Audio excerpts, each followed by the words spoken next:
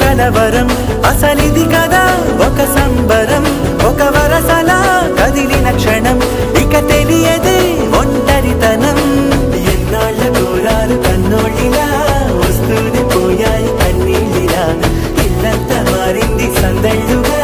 మీరంతా ఉండాలి వందేళ్ళిలా మనవారే వెనకుంటే మరణాన్నే మరిచేది మనసంతా వెలుగేనా ఇక చీకటెళ్ళింది తెల్లారి నీ నవ్వుతోనే 10 మంది ఉండగా ప్రతిరోజు